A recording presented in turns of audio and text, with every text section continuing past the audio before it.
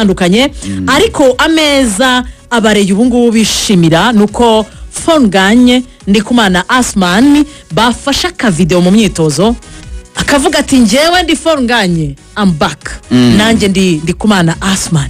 Hanyuma ikipe ya Rayon Sport tuyifite amakuru yo kubaganiriza meza kandi menshi duhereye mu nzove mu myitozo. Nicyo nshaka rwose. Nicyo washaka ko duhera ngaho.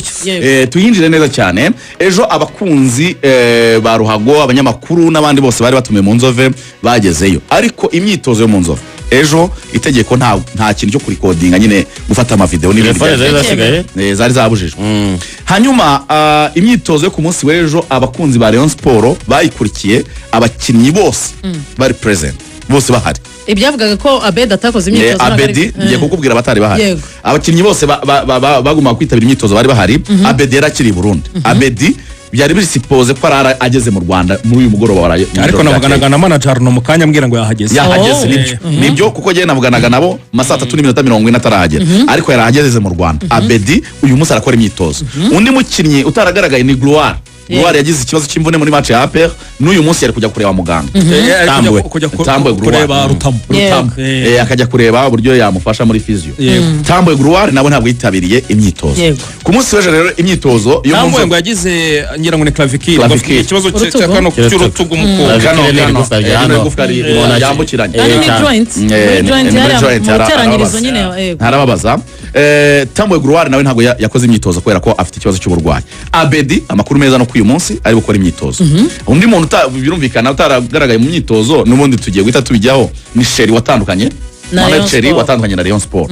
Abandi yakoreshwaga twarabivuga tumuribuka tuvuga uburyo bakina deka Sheri na Ganijoro akaba bajya hanze badakoreshwa muri deka wabonaga ko rwose batari muri gahunda. So icyashimisha abantu rero nuko ku munsi w'ejo bita Ngange ndetse na Asuman Ndikumana bakoranye imyitozo n'abandi nabajije ndabaza nti nta myitozo bakoze ku ruhande oya bakoranye na groupe yose muri rusange bakora imyitozo iri full. Hanyuma muri iyi myitozo icyashimishije Barayon nuko Ngange yatsinzemo ibitego bibiri aratsinda cyane murabyumva muri imyitozo yatsinzemo ibitego bibiri. Hanyuma uwo bita Asuman Ndikumana atsinda igitego kimwe muri bya bitego bibiri bya Ngange amuhana assist. Ubusatiri ni nkaho barekirisa ubusatirizi bushya. Noneho ndabaza nti ariko imyitozo bakoranye n'abandi nibyo ariko se murabona n'abakinnyi bo kwizera ko bazagaruka wenda abagenzi babo ko bazi ko bari bafite ibibazo by'imvune ntibabererekaga gahoro byari bimeze bite. Baramubwira bati ikipe ya Rayon Sport aba bakinnyi bakoze imyitozo bombi yose kandi neza ariko Rayon Sport y'ubwayo ku rubuga rwayo muze kureba kuri Instagram ya postinze nyine ko ibitego byagarutse. Bavuze ati ibitego byacu byagarutse ariko amakuru nabaje noneho nabaje abatekinisiye nyirizina ndabaza nti abo bakinnyi uretse kuba bagaragara mu myitozo bari kuyihe level. Bambwiye ko Ngange nk'umuntu umaze umwaka wose atajya mu kibuga kumuriska ngo bahita bamushyira muri match ya AS Kigali atari byo kwizera niyo yajyamo yahabwa iminota 35 yindi mike. Asuman arakora imyitozo hamwe n'abandi yababaye akaboko banakabaze kuriya kuboko kurarambutse na cicatrice zirimo niba ni nkofira agaragara harimo ikintu giciyemo hano rwose ubona ko ariho babaze na gutya no kubona badoze ubona ko ari kugenda kiranye imyitozo arayikora ariko bavuze ko rwose kuri shuwa y'umutoza ashobora kuzahabwa iminota ifatika. Ntabwo ari wa mukinnyi wavuga ngo 100% ariko yabona iminota 30 muri match. Erega arumva ukuboko n'ivi ni ibintu bitandukanye kuko baro baranateganya ko kuri Asuman ngo numvaga bavuga ko bashobora nko baramutumirijeho ikintu cya protection bavuga ngo bashobora ko baragitumije i Burayi ngo ashobora kuzajya yambara n'abakinnyi b'i Burayi bambara ku buryo gikomeza kumobiriza igufuka no kuvuga ngo hageze n'umukoraho bitagenda ngo bimutoneke wenda ashobora kuba yababara cyangwa se nituye hasi ntagire ikibazo.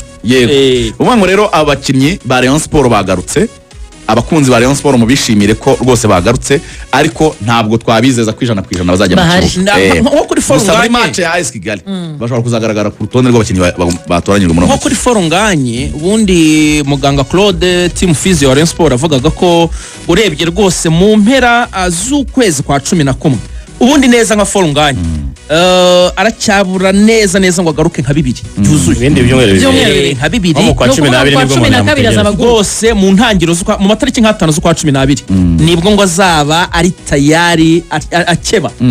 Ubwo rero abantu bakavuga bati Foro Nganye umunsi azaba hari Asuman ahari, abantu barifuza ko Rayon Sport yataka ubundi muri kamere ubundi muri DNA ya Rayon Sport n'abataka babiri baba ari babiri ni Kasirye nande na Diara ni Zapi nande Zapi Nabiri n'abandi benshi N'abandi cyane benshi ubundi muri bagiye kamere ya Rayon n'abataka babiri ni ukuvuga ngo na Asuman na Foro Nganye uruhande rumwe ni umuvandimwe Basane Ngurugurware era kurundi uwo bita Bedari mu mugongo wabo urishara araho hafi urumva abona abanyarwanda ngo bari gushaka nimero 6 tarabaho bagashaka na 3 umunyarwanda bakoze muri marine bashaka mani baragata mana azasimbura Claude buri umuntu witwa Claude umuntu witwa Ruboneka n'umuntu witwa Clement muri Almeha wo bita Dari Kongo yamaze kubatanga ku rutonde kera cyane aravuga ati tugize n'Imana tuje gukinira mu Rwanda aba bakinnyi no muzabirebere nije na Clement n'umufani Ruboneka John Bosco ro kubinkono bataba bakinnyi batatu ngenda bashaka mu ikipe Almeha narabatoje ndabazi.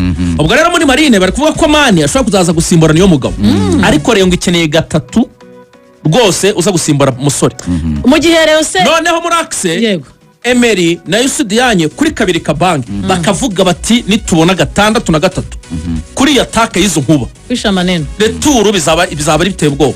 Mu gihe se tuterenjira mu yindi ngingo n'ubundi y'amakuru meza muri Rayon Sport watujyanye muri Action College. Ubwo rero ibyiza birajyana birasabirana. Action College rero rwose gahunda ni nziza cyane mu by'ukuri abanyeshuri bakomeje kwiyandikisha bakomeje kujya gushaka ubumenyi muri amasomo mashya muri multimedia rwose abatangiye no guhamagara bavuga bati twazabona stage gute kuri ibintu biteye ubwoba ari ibintu birimo amafaranga.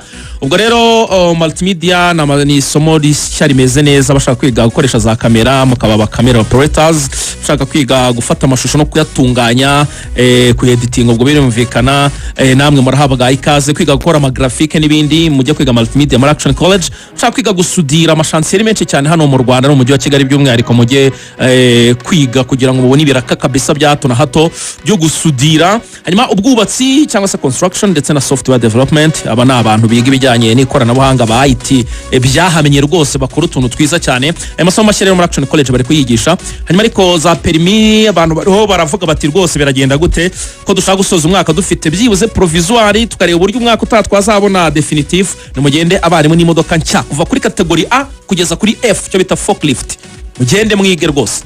Hanyuma rero muri Action College kandi nkwibutse ko iyo soje amasomo bagwa certificate ya RTB cyangwa se Rwanda TVET Board ni ikigo cy'igihugu cy'ubumenyi ngiro ndetse n'imyuga hanyuma baranakugabanyiriza 30%. Izi nimero rero zandika witonze 0788 60 ni Action College. Action College bundi hari umuntu waciye umugani avuga ngo iyimirijwe n'ikaramu ntigiramburura ngo ikindi nababwira nuko ntawe ukina yiga ariko natwe ku muhanda tujya duca imigani nk'umwana w'umufundi yabwirirwa ariko ntiyabura ubwo rero iyo migani yose irajyana Action College rwose ibyishimo byanyu umubabaro wanyu utanga akazi ku bantu bize muri Action cyane mwana wawe ari gukina umupira wamuguriye ngo ajye yishimisha ku kirahuri duhamagara umufundi cyane. Ikigo cy'u Rwanda cy'ibimenyetso bya gihanga bikoreshwa mu butabera gikomeje gushishikariza abanyarwanda gukoresha serivisi zacyo mu kubona ubutabera bunoze. Zimwe muri serivisi batanga harimo uturemangingo ndangasano ariyo ADN